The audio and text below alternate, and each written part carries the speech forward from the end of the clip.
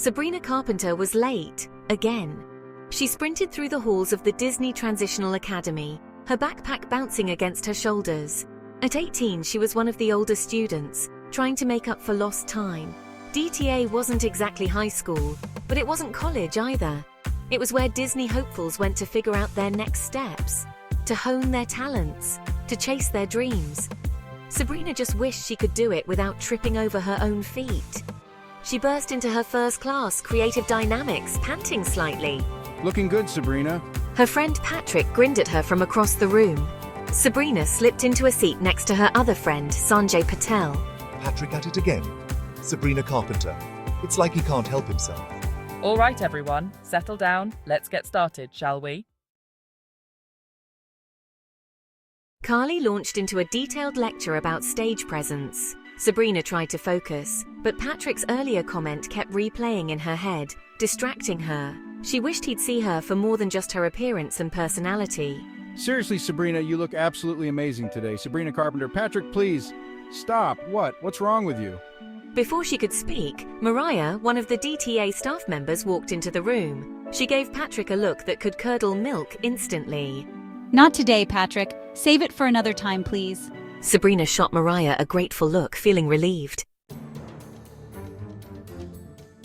Patrick, looking slightly chastised, mumbled something about just being nice. His voice was barely audible, a mere whisper that seemed to get lost in the tension-filled air of the classroom. Mariah crossed her arms, her expression brooking no argument. Her eyes were sharp and her stance was firm, making it clear that she was not going to tolerate any disruptions. There's a time and a place, Patrick. Her voice was steady, carrying the weight of authority and experience. And right now, the appropriate thing to do is to be quiet and let Carly teach. The room fell silent, the students' attention shifting back to the front. Patrick, with a final grumble, turned back to the front of the room. His shoulders slumped slightly, a sign of his reluctant compliance. Sabrina could feel Patrick's eyes on her, but she kept her gaze fixed on Carly. She didn't want to give him the satisfaction of knowing he had gotten to her. Carly continued her lecture, seemingly oblivious to the undercurrents of tension in the room. Her voice was calm and steady, a stark contrast to the earlier commotion. She talked about the importance of connecting with the audience, emphasizing how crucial it was to engage with them on a deeper level, of conveying emotion through movement and expression. Her gestures were fluid and expressive, each one adding weight to her words.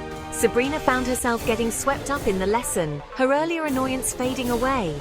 Carly's passion was infectious, drawing everyone in, the earlier annoyance fading away.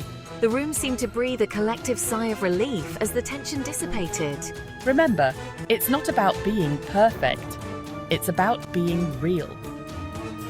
Carly's words were a reminder that authenticity was more important than perfection. It's about connecting with the people watching you and making them feel something. Her eyes scanned the room, making sure her message hit home. Her words seemed to hang in the air, resonating with Sabrina. She felt a newfound sense of purpose, a desire to connect and be real. She glanced at Sanjay, who was scribbling furiously in his notebook. His focus was intense, and it was clear that Carly's words had struck a chord with him as well. The entire class seemed more engaged, more connected, as if Carly's words had woven an invisible thread that tied them all together. Carly smiled, sensing the shift in the room. She knew that moments like these were what made teaching truly rewarding.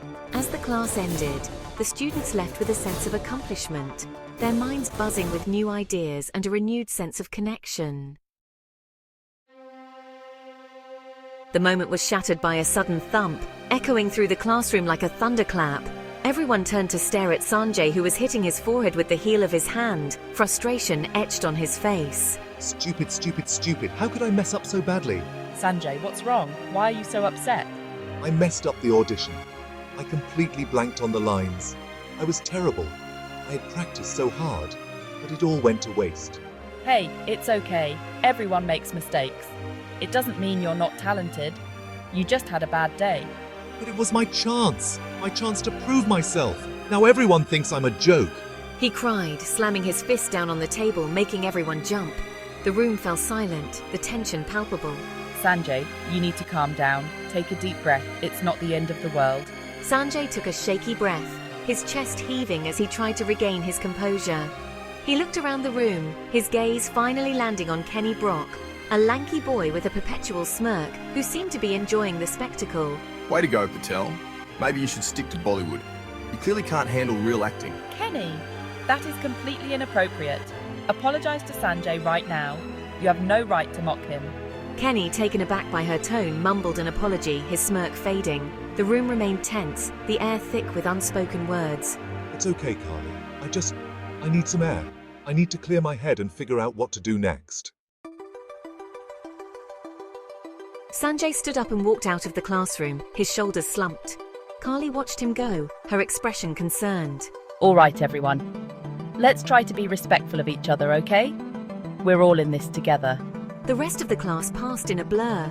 Sabrina couldn't concentrate. As soon as the bell rang, she gathered her things and hurried out of the classroom. She needed to find Sanjay, make sure he was okay. She found him outside, sitting on a bench beneath a shady tree. Sabrina, hey, how are you holding up? Who are you? I don't know, I just feel like such a failure. Before Sabrina could reply, she heard a familiar voice calling her name. She turned to see Patrick striding towards them. Sabrina, wait up. Sabrina, what do you want, Patrick? I just wanted to say again, you look really pretty today. Sabrina, seriously, after everything that just happened, that's all you have to say? What? I'm just giving you a compliment. Sabrina, it's not a compliment if it's all you ever focus on.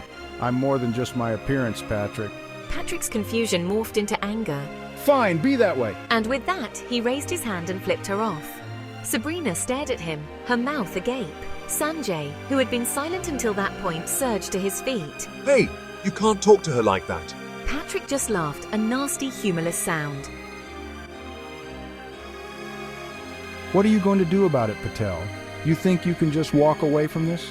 Before Sanjay could respond, Mariah appeared, seemingly out of thin air. Her presence was commanding and the hallway fell silent as she approached. Patrick, go to the office now. This behavior is unacceptable. What? Why? I didn't do anything wrong. You just lost CRD privileges for the rest of the week. And your points? 0. Consider this your final warning. We have rules for a reason, Patrick. Patrick's face paled. He had never faced such severe consequences before. But this isn't fair. No buts, Patrick. You made your choice. Now live with the consequences. Actions have repercussions. And with that, she turned and walked away, leaving a stunned Patrick standing there. He felt the weight of his actions pressing down on him. The rest of the week was a study in contrasts. While others went about their routines, Patrick's world had turned upside down.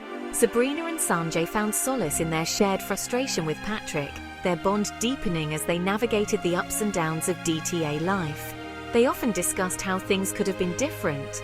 Patrick, on the other hand, became a recluse, his CRD privileges revoked, his points at 0. He felt isolated and misunderstood. He ate lunch alone, his gaze fixed on some unseen point in the distance. The lively chatter of the cafeteria seemed a world away. The once boisterous boy had become a shadow of his former self. His laughter and energy were replaced by silence and regret. A cautionary tale about the dangers of unchecked arrogance and disrespect. Patrick's story served as a reminder to all about the importance of humility and respect.